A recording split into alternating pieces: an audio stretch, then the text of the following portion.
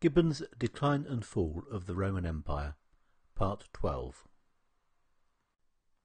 Hope, the best comfort of our imperfect condition, was not denied to the Roman slave, and if he had any opportunity of rendering himself either useful or agreeable, he might very naturally expect that the diligence and fidelity of a few years would be rewarded with the inestimable gift of freedom.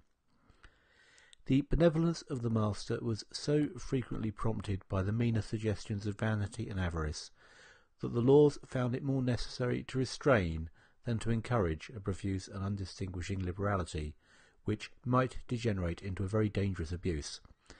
It was a maxim of ancient jurisprudence that a slave had not any country of his own. He acquired with his liberty an admission into the political society of which his patron was a member. The consequences of this maxim would have prostituted the privileges of the Roman city to a mean and promiscuous multitude.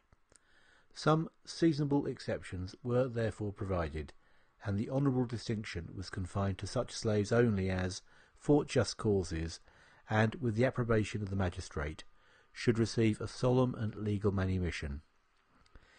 Even these chosen freedmen obtained no more than the private rights of citizens, and were rigorously excluded from civil or military honours.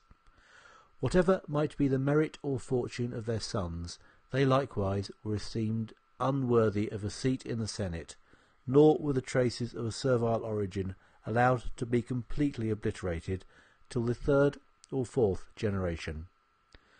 Without destroying the distinction of ranks, a distant prospect of freedom and honours was presented even to those whom pride and prejudice almost disdain to number among the human species. It was once proposed to discriminate the slaves by a peculiar habit, but it was justly apprehended that there might be some danger in acquainting them with their own numbers.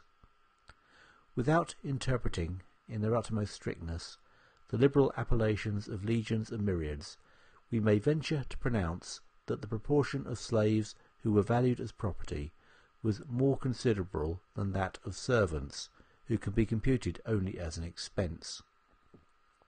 The youths of a promising genius were instructed in the arts and sciences, and their price was ascertained by the degree of their skill and talents. Almost every profession, either liberal or mechanical, might be found in the household of an opulent senator.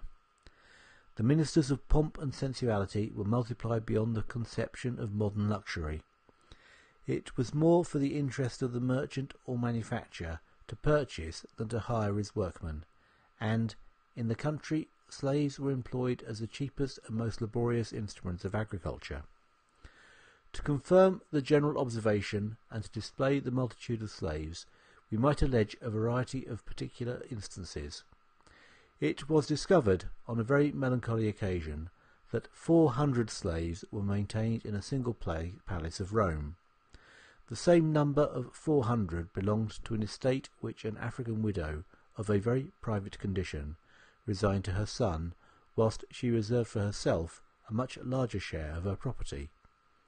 A freedman, under the name of Augustus, though his fortune had suffered great losses in the civil wars, left behind him 3,600 yoke of oxen, 250,000 head of smaller cattle, and, what was almost included in the description of cattle, 4,116 slaves. The number of subjects who acknowledged the laws of Rome, of citizens, of provincials, and of slaves, cannot now be fixed with such a degree of accuracy as the importance of the object would deserve.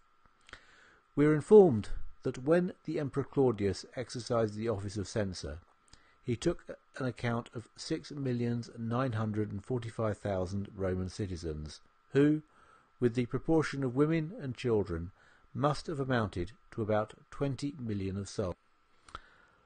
The multitude of subjects of an inferior rank was uncertain and fluctuating, but after weighing with attention every circumstance which could influence the balance, it seems probable that there existed in the time of Claudius about twice as many provincials as there were citizens of either sex and of every age, and that the slaves were at least equal in number to the free inhabitants of the Roman world.